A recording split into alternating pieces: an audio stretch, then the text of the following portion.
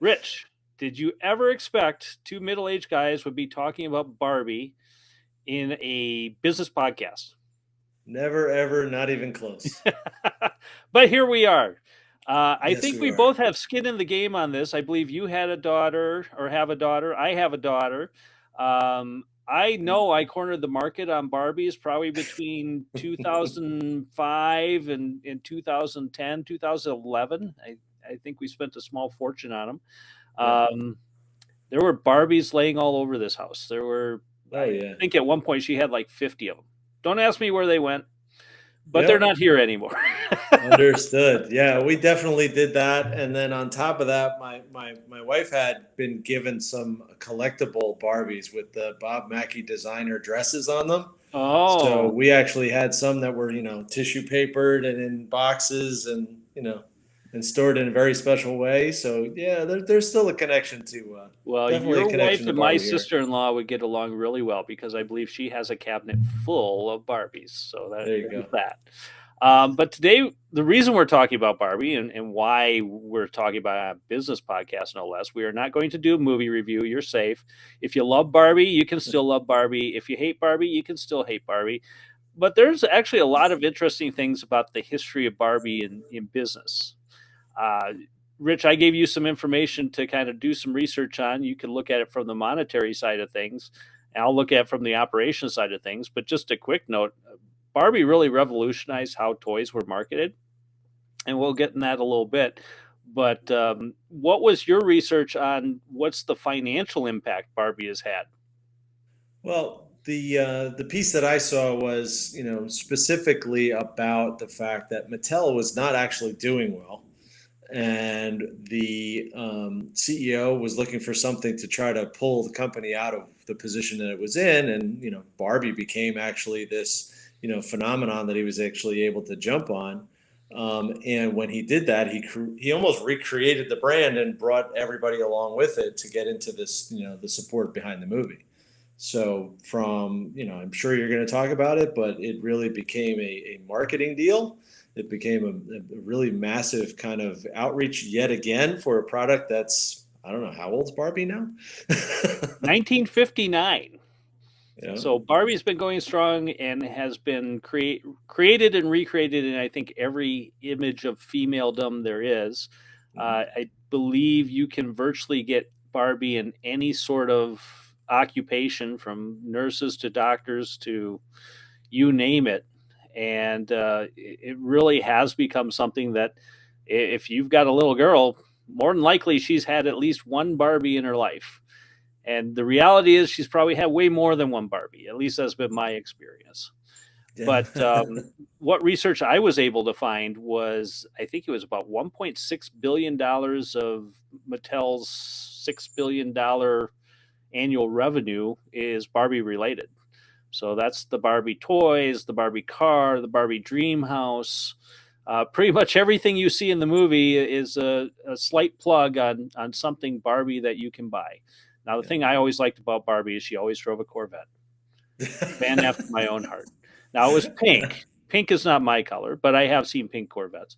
That's always interesting when you see those tooling down the road. Yeah. But yeah, it's really interesting how, as you pointed out, it pulled the company out of the brink because they were not doing well. They were looking for an opportunity. Now, Barbie's, I would say, it depends on how you interpret it, but Barbie's beginnings probably are a little bit more seedier because it started out actually as a German doll that Mattel bought the rights to.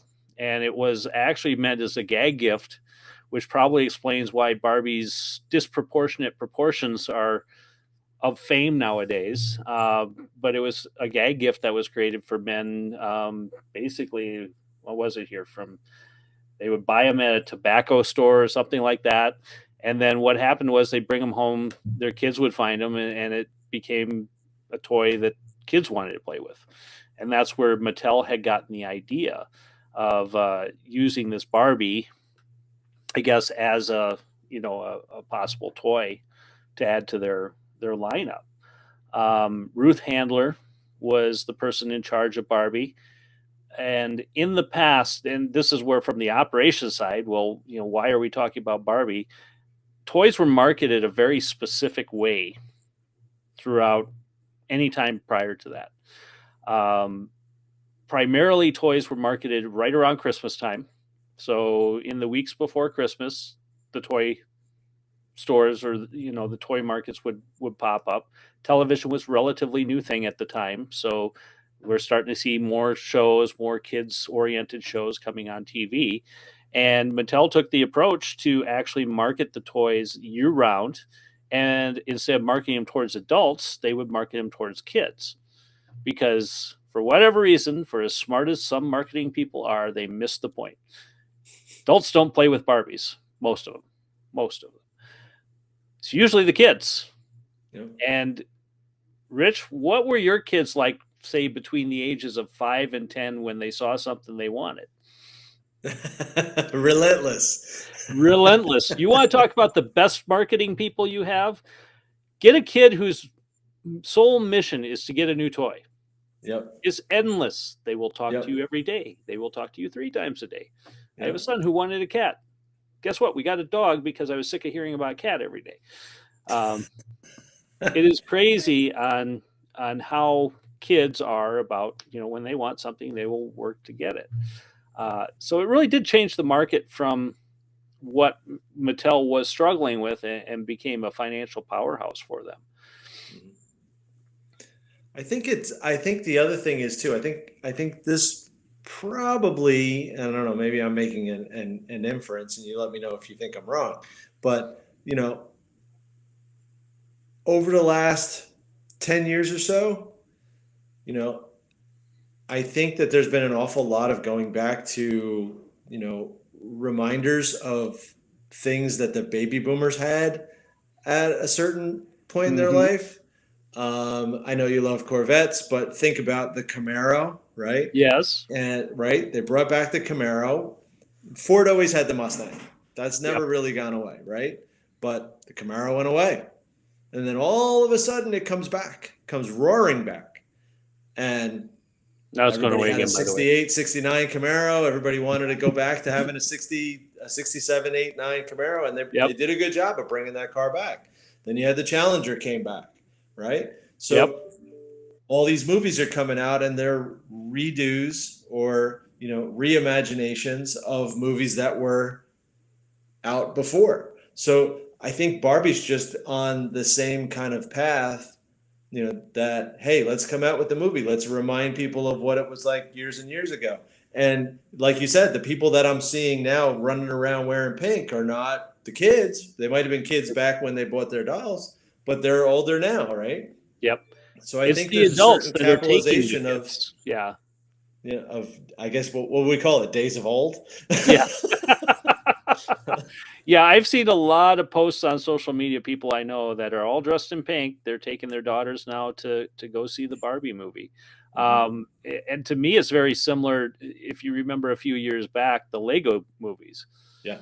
The first Lego movie came out, and that was like a really big deal because, again, it was a lot of stuff from even going back. I hate to say it, to my childhood, where Yeah. you had your Lego toys, and we didn't have all the nice kits that they give you to put together and make something of it. We got a box of Legos, and we were left to our imagination to do and create whatever we want to. So I kind of miss those days, because I believe that stirred creativity way more than just a box where you've got 10,000 pieces you need to figure out how to put together in a certain order to make it look like something.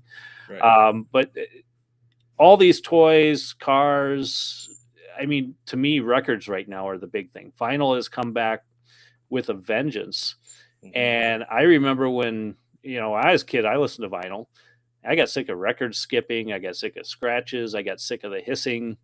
And to me, CDs were the best thing to come along. Now we've come full circle, and everyone wants a record player again. Yeah. And I mean, my kids are collecting records now.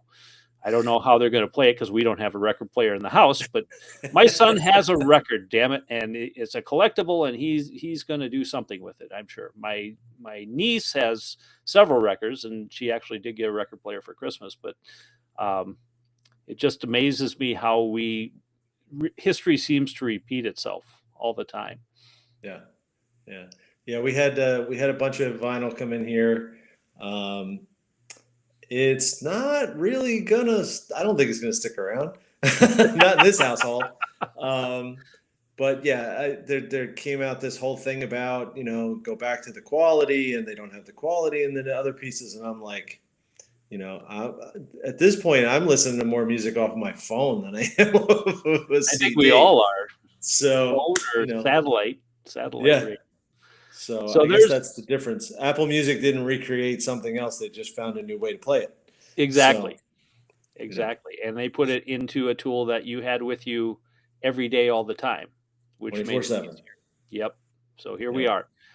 Yeah. Um, but how does I mean when you look at this? So again, from a financial perspective, we talked about this was kind of the saving grace of Mattel. Um, we talked a little bit about how it changed marketing, and now we've been using movies and television shows for branding products for eons. Um, have I mean, from what your experience is, how do you see this really being something that translate into maybe a startup business, for example?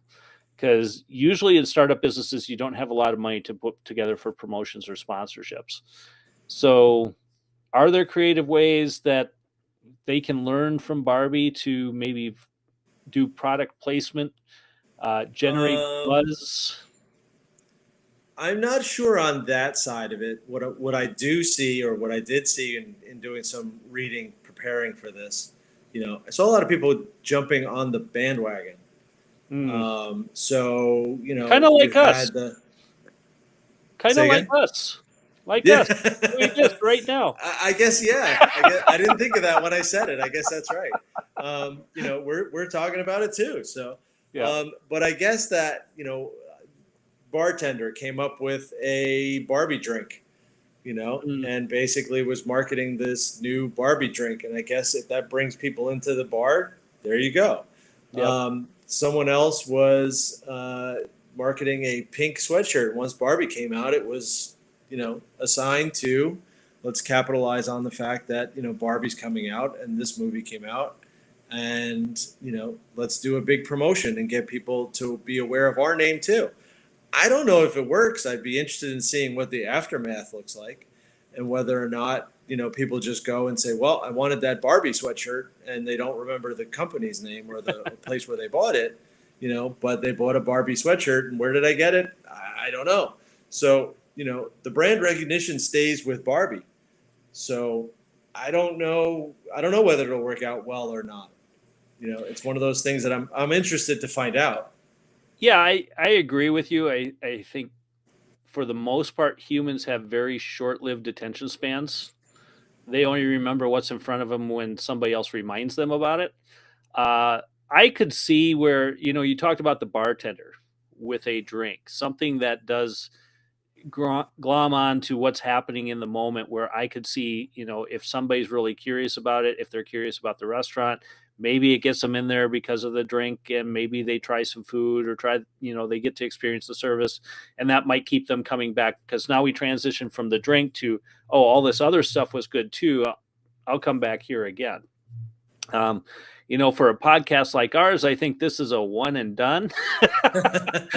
If we, luckily, hopefully, what we do is we do get people to say, "Hey, they're actually somewhat interesting. Maybe I'll listen to some of the other ones." So I do believe there is some uh, short term impacts from it, but the idea is it isn't centered around the Barbie brand. It's centered around what you do with utilizing that discussion or that drink or that menu item or that jacket or whatever it might be to transition. Of course, clothing is always a little bit more difficult because that usually has a licensing tie to it. So you have to license with Barbie, and then you have to sell the Barbie products. And like you said, it's going to be rather trendy, and this too shall pass. I was quite impressed though with how the movie went about marketing itself. And this is where I think you brought it up perfectly when you're starting to talk about the nostalgia of it, because everything that you saw about the marketing of the movie really tied into the emotional effects of, oh, I had that when I was a kid, or I remember those clothes, or I remember the Barbie house, whatever it might be. They did a really good job of kind of pulling out your past and saying this is going to be something worth seeing. From what I understand, the movie kind of has a different theme going to it, when you watch it. But if you look at all their commercials and all the publicity stuff they've done, they really did a good job to kind of pull on people for what they remember Barbie to be. Yeah. Um, Interesting in how much, uh, I guess, to kind of change the subject tiny bit, you know, they were talking all weekend about three major movies came out at the same time. Mission Yep. Impossible came out, and then Barbie and Oppenheimer came out all at the same time. And so there was a big kind And of, there's the Barbieheimer thing, right? Go huh? see one and then go see the other, which Yeah. Well, that talk and about Tom Cruise was diametrically actually saying, "Go opposed. see." Yeah, Tom Cruise was like pushing everybody to go to see all of them. Like he was Right. really pushing for the not just for his movie, but for all movies. Like go see the movies, Yeah. which is very interesting. But um, I'm curious. Everybody looks at the top line. So Yes. who's the winner? Who's the winner? Who's the winner of that?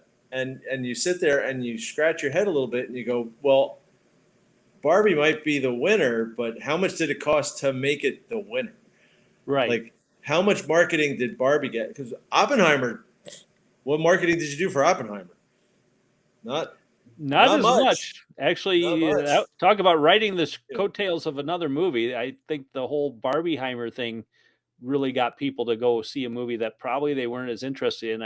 The Oppenheimer movie seemed to me, well, it's more historical, but also kind of more of a art house movie than say Barbie, which again is more pop culture. Yeah. If I had to guess, the ones who really won in this was the movie theaters, because they have been Oh yeah. struggling to get people in their seats pretty Yeah. much since COVID. I think the Yeah. last really big blockbuster was probably like 2019, and it was one of the Marvel movies. And since then, we've just seen attendance drop way off. The Indiana Jones movie came out. They spent like 300 million on that. There's estimates that they spent another 300 million on marketing. So you talk about the marketing side, how much did that cost? From what I've ever read on movies, typically whatever the movie production budget is, take about Yeah. half of that at least, and that goes back in and is added on for marketing. So $100 million movie, add $50 million to it, you're now $150 million to just recoup your costs. Yeah. Then there's the other factors, which is when you show a movie in a theater, half of that ticket price goes back to the theater. That's why I say I believe the theaters are the ones that actually won on that versus Yeah. the movies right now, because they got people in the seats and they got all this hype pulling people back into the theater to actually watch a movie again. Here's Um, the scary part for you. Let me throw a little personal information in there. I went to see Mission Impossible because I've been a yeah, Mission Impossible fan for a long time. So for me, I was waiting for that movie. That's what I really wanted to go see. So we went to see Mission Impossible. Here's the funny part. We go into the theater and there's this giant poster of Indiana Jones. I didn't even know they made it. I didn't really? even I didn't even know they made the Indiana Jones How did movie. you miss that? They were marketing that thing everywhere. I got nothing. I You can go to saw Applebee's. nothing. You can get a free ticket at Applebee's if you buy an entree. I I saw I saw absolutely no marketing. I didn't even know they made the movie. Oh wow. So that is so if there's a failure there, I think I'm take going to be the curious about whether they demographic. yeah, are they going to blame the cuz I grew up on Indiana Oh, Jones. I me grew too. up on Harrison Ford. Yep. So, not know that Harrison Ford made another Indiana Jones movie? I mean, how did that happen? I think you were hiding under a rock personally, but Must we'll be. we'll Must let be. that go. But Yep. yeah, I mean, take Indiana Jones for example. That movie, like I said, was $300 million. I think they invested another 300 million in marketing campaigns for that because there was so much riding on this. Disney has invested a lot in big budget production movies, and I don't think they've been paying off a lot lately. It seems like Yeah. there's been a couple big blockbusters that have come out that have not fared too well. And this is this is where you come in on the money side of things. Does it make sense anymore to do a $300 million blockbuster when you're struggling to get people into theaters, or is there a different approach you should take to make money? Uh, the movie industry is so unique, and there's so many pieces to it. It gets difficult. Yes. I agree with you. Theaters have been just destroyed. There's one in my old town that just shut down. They just stopped operating because they just couldn't keep up. So the big movie houses have had more success, I guess, holding on to it than anything. But it's difficult because there's so many other pieces that go into that. So Hmm. from a theater standpoint, you go in there and you want a pretzel and it's almost $20. So so That's why we don't go to theaters anymore. so there's other pieces to it that kind of Right. tell you this is not just about the movie being too expensive. It's about everything else that goes into it being too expensive. And the fact that now there's a secondary piece because eventually it'll come on a streaming service or it'll come on Yep. a DVD or, I mean, you can buy the DVD for $15 when it comes out if you're willing to wait for it, Yep. but it'll cost you a fortune to go and take your family to see the movie in IMAX. So is it worth Exactly. the movie has to be worth IMAX or worth the DVD? Yeah. It's one or the other. So Well, it so goes I back to that experience again. I don't know about theaters in your area. We have a pretty strong regional player when it comes to theaters around here, and they basically converted all their. You used to go in, you had your seat, right, and your seat could maybe rock back and forth a little bit, but there really wasn't much movement. Well, now these seats have leather recliners, yep, so you get in your seat, you hit a button, you're leaning back. yep, There's half as many seats as there were before because this big fat cushy recliner takes up two seats take up about where five or six were before. Um, but now also those ticket prices. It's no longer the $5 matinee. It's more like you're spending $15 a seat. Now you got yeah, more luxury and whatnot. And I think that's where the movie theaters are trying to create this entertainment experience yeah, that gets you to it's like when you go on a cruise or something, you get the upgraded room or you fly first class on an airplane. They're mhm, trying to create an experience that is so much better than what you were used to that you will justify spending the extra money to come back.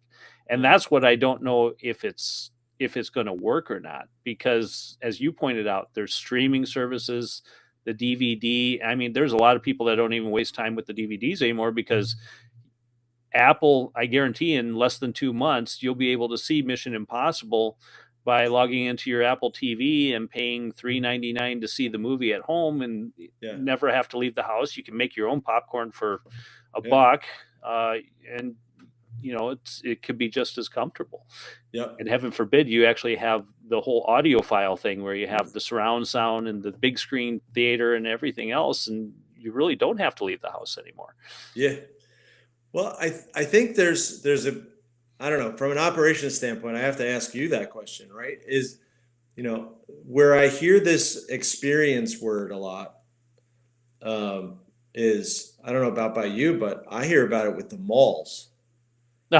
Yeah. So shopping malls, like everybody's abandoned the shopping mall since the pandemic. So you've got these giant, sprawling sets of stores that all the big guys are basically falling off of. Big box stores are leaving or failing. And so everybody says, well, now we have to make it an experience. Well, Hmm. we have to make the mall an experience. It's the mall. It's shopping. Yeah, but when What? you and I were kids, that was the hangout place. That Yeah, was the meet your friends. That was, there were the record stores, the video stores. There was all. It was really kind of geared towards the teens and 20 somethings. yeah, I don't. I think the pandemic was kind of that last blow for the yeah, malls. They were really already going downhill because I look at some of the malls around here and they're half empty. There yeah, there's the long standing, like Sears, for example. Sears did themselves in other ways, but yeah, in many malls Sears was one of the anchor stores. There were Yeah, that's typically how anywhere from two to ours four. was. Yeah. And Yep. Sears, of course, is gone. And what else do you have left after that? So there are some players come in. Now I will say this, because I've seen both. So you talk about the experience side of things. We have a mall called Hilldale, and that mall started out as an outdoor mall. I remember when I was a really young kid, it was an outdoor mall. It had, it was just a line of 20 or so stores. Then it became an indoor mall. So they enclosed all the outdoor spaces, and that became your walkway. And then they put stores on both sides. They've come full circle again. So now they've gone Mhm. back to being an outdoor mall. They put in common spaces. So they've kind of created these little like park situations. They brought in a lot more indoor outdoor restaurants where they have outdoor seating and stuff like that. Definitely more upscale type businesses, more businesses that people, I think, with higher incomes are willing to, get out of their homes, go shop, things like that. And it seems to be doing pretty well because I don't see any vacancies there. They also have like the Apple store actually moved from the one mall that was pretty much going empty, and they moved down to this mall, and they seem to be doing a robust business down there. So the experience side is always important because it really comes Mhm. down to, if I have a choice to accomplish everything that you're providing me in my house and I don't have to leave, there's no cost to drive there, there's no worry of parking. Depending upon where you live in this day and age, there's no worry of my car getting stolen from a parking lot.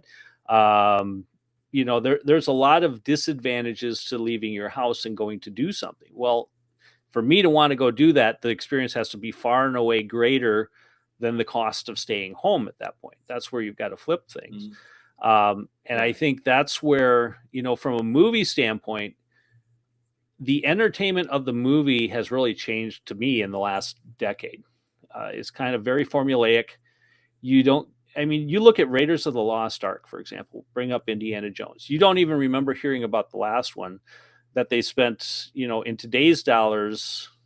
I think it was $50 million or something in today's dollars that Indiana or Raiders of the Lost Ark was created for. Two main movies here, but that movie created a lot more impact than say the new one does because of how it was done, how it was filmed, the type of director you had, the type of writer you had in Lucas, the director in Spielberg.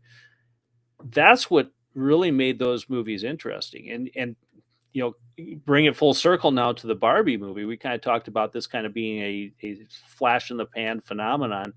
Is somebody 10, 20 years from now, 30 years from now going to be talking about Barbie with the same level of affection that they would talk about Raiders of the Lost Ark or Jaws or Star Wars or any of those movies that, are from our kind of classic era of when it was exciting to Yeah. go see a movie, when you actually look forward to doing it. I don't see that happening.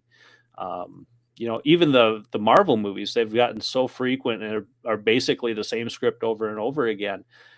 I can't remember, the last Marvel movie that I saw that was really that exciting, or that I went, wow, that this is beyond words, and this is going to be something I'm going to watch again and again and again. Really don't look at those Yeah. movies that way. No. No, I will say that I have a particular affinity for the original Iron Man, which That was launched the very whole good. phenomenal. That's when Marvel was But then very good. Yep. after that, you kind of, you know, that was just my opinion of it. Like after that, it was the kids want to go see it, and we all went and saw it. I've seen every one of them, Yep. but if I go back and I'm sitting around saying, "Gee, what do I want to watch tonight?" The original Iron Man will still be the one that gets the most Oh yeah. likes. Exactly. Yeah, I've watched that one multiple times. But again, that one, at the time that movie came out, that movie was far and away different from what we had normally Yeah. seen with other superhero movies. Now you fast forward, they basically took Iron Man and regurgitated it about 50 million times. DC's done it, Marvel's done it, basically the same Yep. formula, and you go through it, you're like, eh, not even Yeah. exciting. It's not even worth following Yeah. the thread of movies they're trying to string together to, you're supposed to watch this one and then watch that one and so on and so forth. But Mhm. I think that circles back to really, why we started discussing Barbie and everything else is it really is about that experience. And whether you're a contractor, whether you're a medical service provider, uh, regardless of what business you're in, you can make an impact by doing things differently than what your competitors are doing. And it's not as easy to do. You really have to look for different opportunities on what your customer needs are at and really work to address those needs. And I don't see a lot of companies doing that. They tend to want to follow the same formula as the other big players in their Yeah. area. And to me, that's really becomes the differentiator between why should I go to you versus go to this other company, which is maybe a multi-billion-dollar company that has way more resources for marketing and advertising. Hmm. Understood. Yeah, I don't really have an answer to that one. I stumped you. I stumped you. You stumped me. Um, So you're gonna go out and go yeah. see Barbie? No, I think I'd go see Mission Impossible again Yeah. in the IMAX theater. I did hear that movie was good. My son did go see it, so I'm looking Yeah. forward to seeing that one as well. Yeah, I'm probably gonna miss Barbie too. My daughter is now 22, and I don't think Barbie's on the top of her radar anymore. So I don't have to worry about her saying, "Hey, Dad, take me to a movie." She'll tell me to take her to other things, but movies kind of out of the question on this one. I hear So, you. I hear you. Well, my 24-year-old did go with me to see Mission Impossible. well, So, good. but I don't think she's going to see the Barbie movie either. That's the impression I uh, got. But Lost the interest. Lost the interest. yeah. Well, hey, if you are a company out there and you need some help, maybe trying to figure out what makes you unique and you need to watch your costs, you can talk to Rich. Rich, how do they get a hold of you again? My email is rveltri@veltrigroup.com. And you can find me at danpaulsonletsgo.com. You can also email me at dan at Envision Business Development. Personally, I would go to the website because it could be a lot easier than typing in all those letters. And we will be back here again next week with some more exciting stuff to talk about. I don't think we'll be talking about Barbie again, but we'll find something else that might pique your interest. That said, it's been Books in the Biz. It's been Sounds great like a talking to plan. you, and we will see you next week.